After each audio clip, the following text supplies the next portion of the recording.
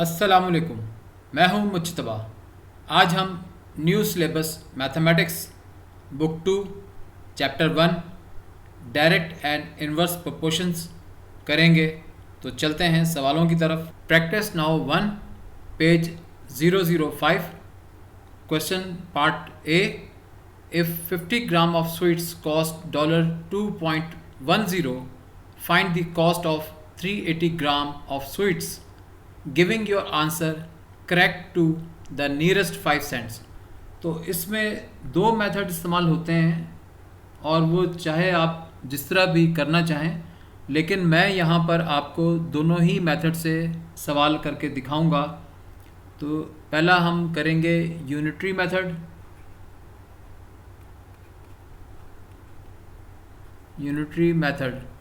तो unitary method से भी कर सकते हैं और प्रोपोर्शन मेथड से भी कर सकते हैं। तो यहाँ पर है if 50 gram of sweets cost $2.10, so 50 gram of sweets cost $2.10, सो 1 ग्राम जो है ऑफ स्वीट्स कॉस्ट $2.10 ओवर 50, और यहाँ पर दिया हुआ है 380 ग्राम की कॉस्ट कितनी है। तो हम लिखेंगे 380 gram of sweets cost $2.10 over 50 into 380 is equal to $15.96। वो कह रहा है कि करेक्ट टू 5 सेंट्स, तो इस जगह को हम लिखेंगे $15.96 इज इक्वल टू $15.95। सो ये नियरेस्ट टू 5 सेंट है। ये तो आपका यूनिटरी मेथड है। प्रोपोर्शन मेथड से भी करते हैं। प्रोपोर्शन मेथड, अब प्रोपोर्शन मेथड में हम ये कर सकते हैं कि x1 over y1 equal to x2 over y2।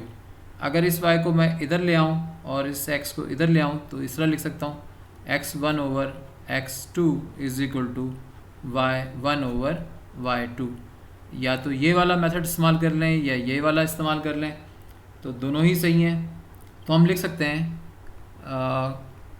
Cost of 380 gram of sweets be $x। तो हम लिख सकते हैं x अपॉन, यानी कॉस्ट है ये, x upon 380 is equal to, अगर ये x है तो ये आपके पास क्या चीज़ है, ये डॉलर है, यानी यहाँ डॉलर लिख लें ताकि आपको, और ये ग्राम है 380 ग्राम, ताकि आपको समझ आ जाए कि x और y किस पोजीशन पे हम ले रहे हैं।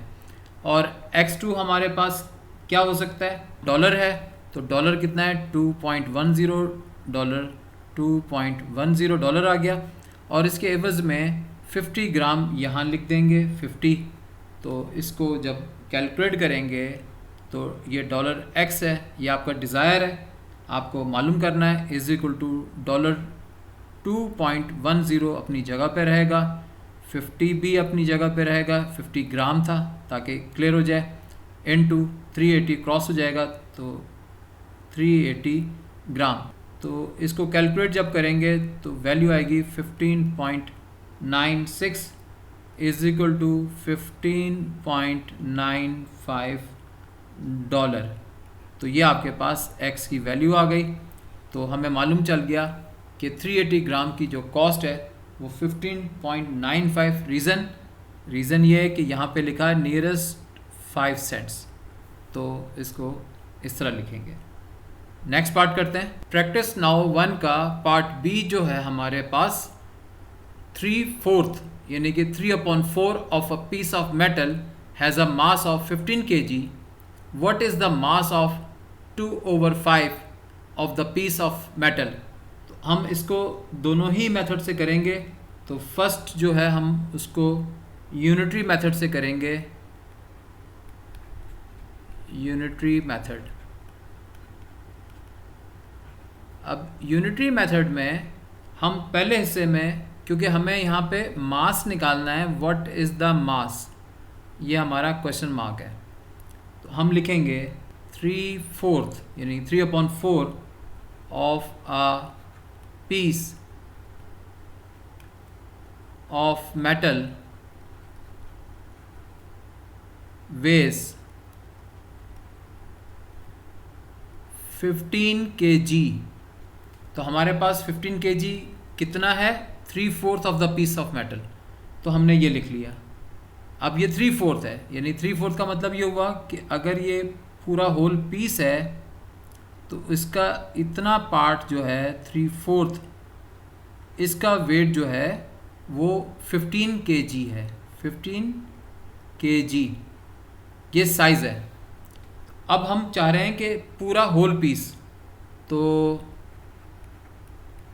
Whole piece of metal weighs 15, तो हमने लिखा और क्या करेंगे 3/4 से डिवाइड करा देंगे, 3/4 kg। अब वो पूछ रहा है 2/5, तो यहाँ लिखेंगे 2/5 of a piece of metal weighs 15 as it is लिखेंगे, और इसको हम लिखेंगे 4/3 लिख देंगे, और इनटू 2/5 लिख देंगे। तो इसको कैलकुलेट कर लेते हैं। तो हमारे पास वेट आ जाएगा 8 kg। अब हम प्रोपोर्शन मेथड करेंगे। तो यहाँ हम लिखते हैं प्रोपोर्शन मेथड। ये हमारे पास आ गया प्रोपोर्शन मेथड। अब इसको क्या करेंगे, हमने पहले भी बात की कि x1/y1 = x2/y2 और x1/x2 = y1/y2। अब यहाँ पर जो वैल्यूज़ होंगी वो सिमिलर होंगी और इस जगह पे सिमिलर होंगी। यहाँ पे कंट्रास्ट में होंगी, यानी कि एक जगह वेट होगा, दूसरी जगह पीस का साइज़ होगा। तो जिस तरह चाहे कर लें, तो मैं इसको इस्तेमाल करूँगा। तो मास of 2/5 of a piece of metal be x kg, क्योंकि हमें मालूम करना है। तो हम लिख सकते हैं कि then x/2/5, यानी x तो x ले लिया, यानी x1 और y1 या x2 या y2। तो x हमने मालूम करना है इन kg, और ये साइज़ है 2/5, इसका वेट कितना है = ये हमारे पास क्या था x एज kg। तो यहाँ हम लिखेंगे 15/3/4 और x की वैल्यू निकालेंगे। तो 15/3/4 इंटू 2/5, x की वैल्यू आ जाएगी हमारे पास x = 8, और ये हमारे पास 8 kg है। तो इस तरह हमें मालूम चल जाएगा कि 2/5 पार्ट का जो वेट है वो 8 kg है। आगे चलते हैं। प्रैक्टिस नाउ 1 में जो क्वेश्चन किया गया है उससे रिलेटेड सिमिलर क्वेश्चंस जो हैं एक्सरसाइज 1A के क्वेश्चन 1, 2, 5 का A और B पार्ट और क्वेश्चन 6। तो इस तरह आप प्रैक्टिस नाउ 1 को जो देखेंगे और जो अगली एक्सरसाइजेस आएंगी उससे रेलेवेंट जो क्वेश्चंस हैं वो साथ साथ जो बुक में मार्क किए हुए हैं वैसे ही आपको बताते जाएंगे।